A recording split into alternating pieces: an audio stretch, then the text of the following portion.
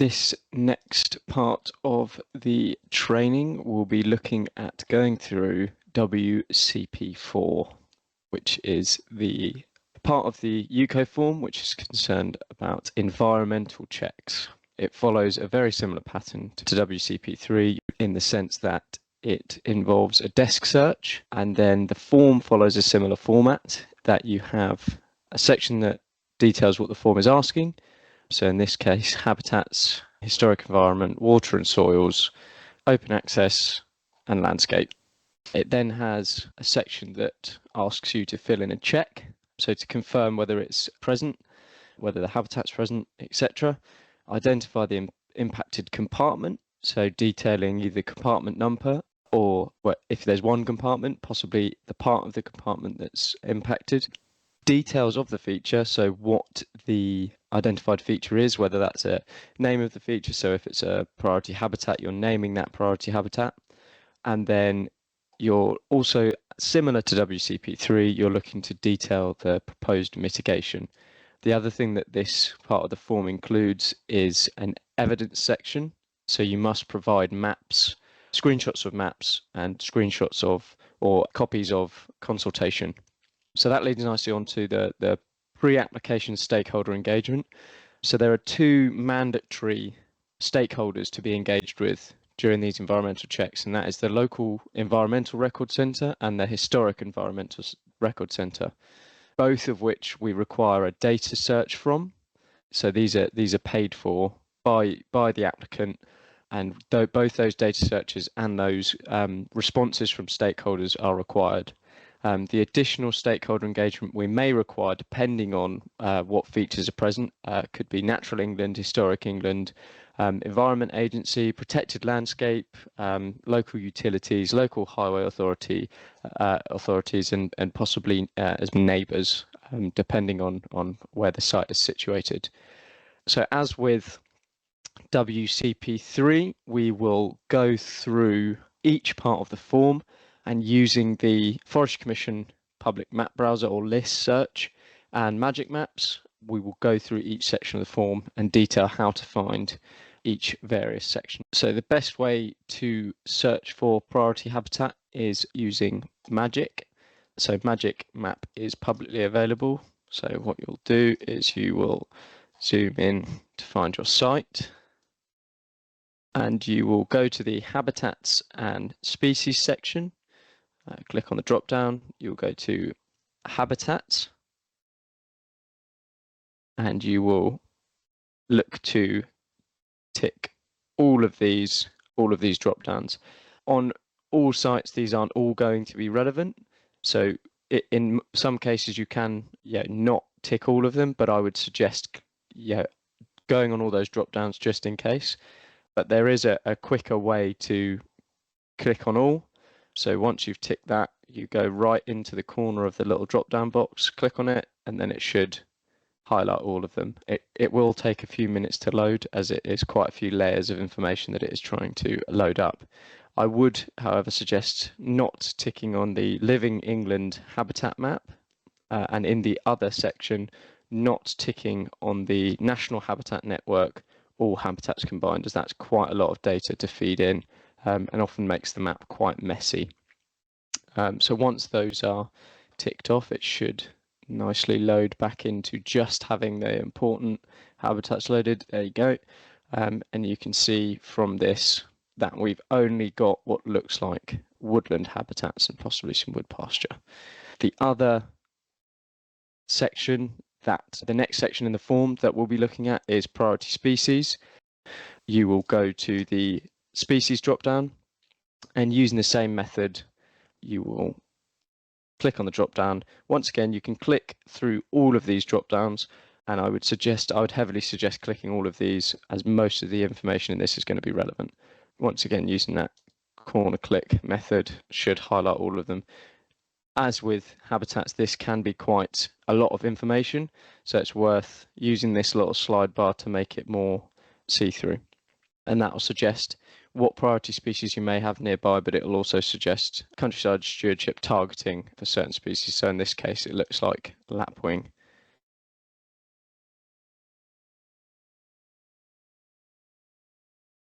So the next part of this section that is important, as I said previously, you are required to contact your local Environment Record Centre, as this will hold habitat data that the Forestry Commission map browser and Magic Map don't have access to.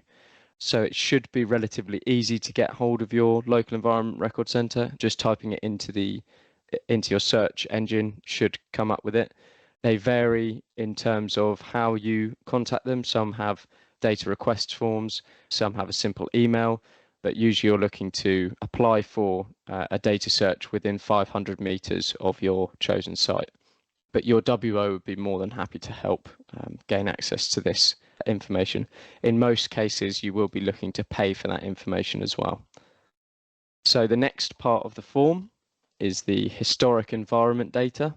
So it follows that same format. It's the is it present, if yes, which compartment, the details, and then the mitigation, and then evidence. So uploading a map.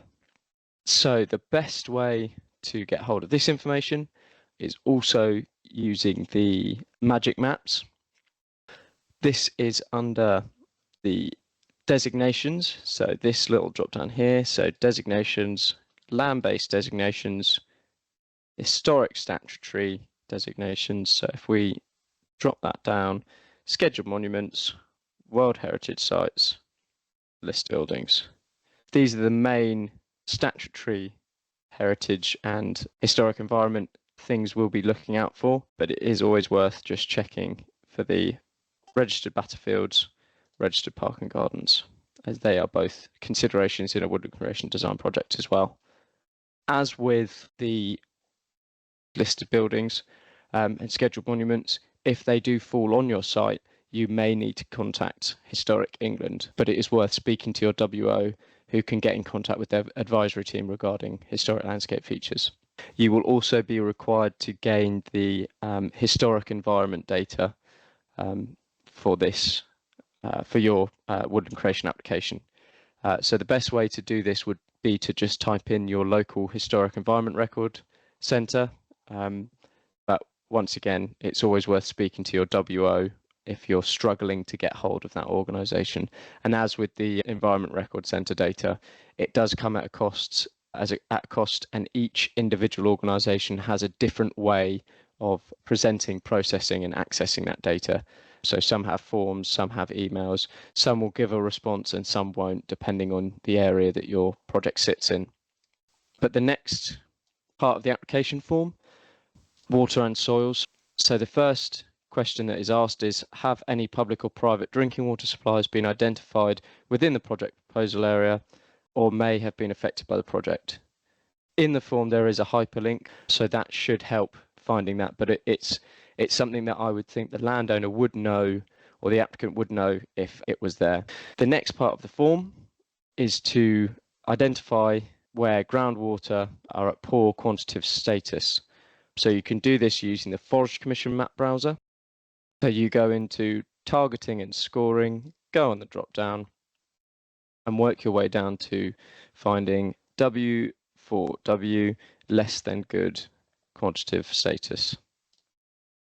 So in this case, it looks like we do not have less than good quantitative status, but I'll zoom out to find the areas of less than good quantitative status. So it's a big green coverage like that.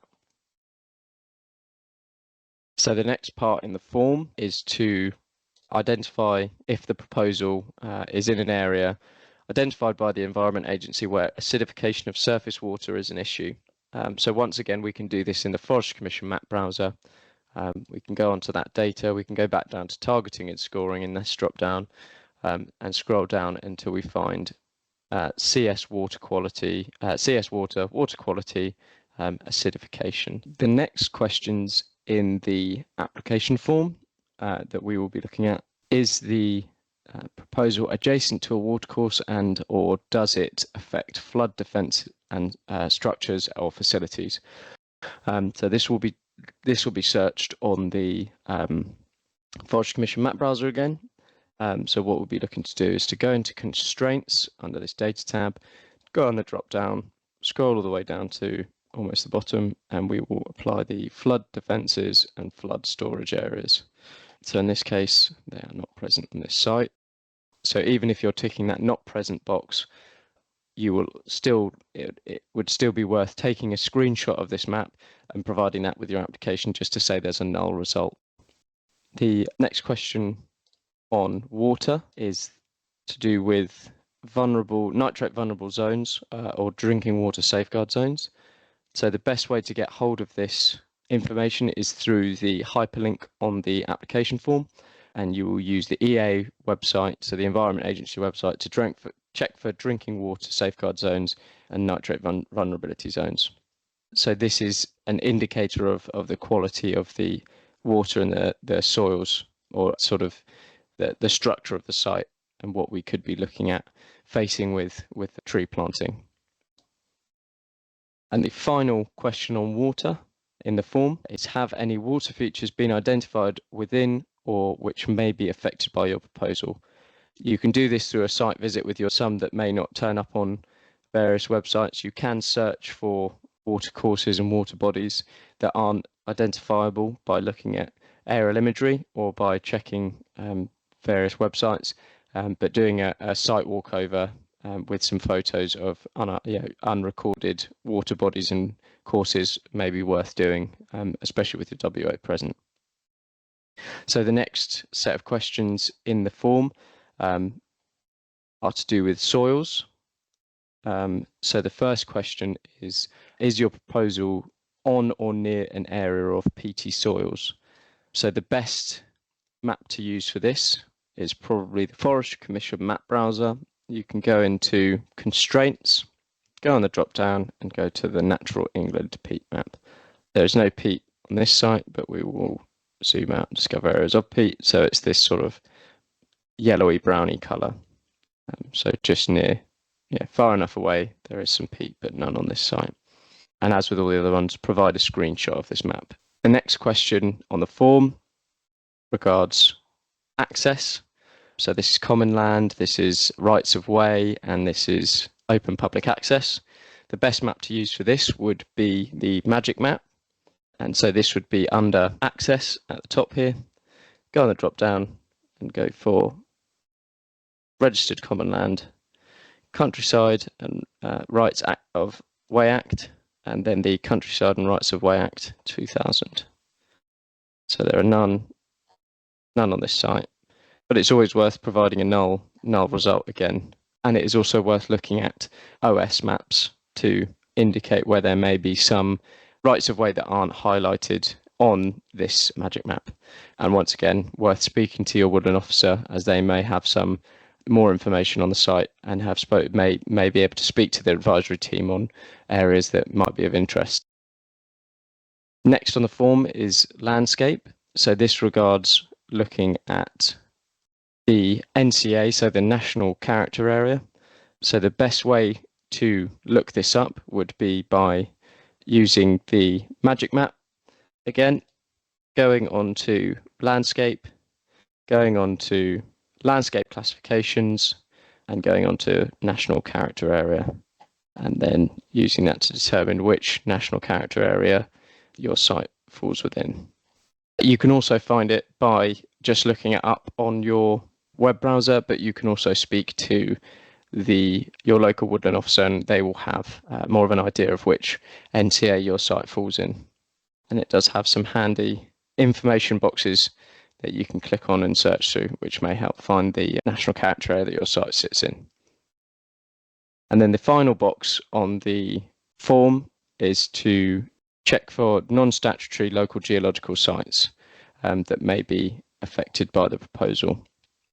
And the best way to find these is by getting in contact with your local environment record centre, as they will have more information that is unavailable to us regarding those non-statutory local geological sites. So getting in contact with them and paying for the data searches and filling in the data request forms would be the best way of going about finding those non-statutory local geological sites for your application.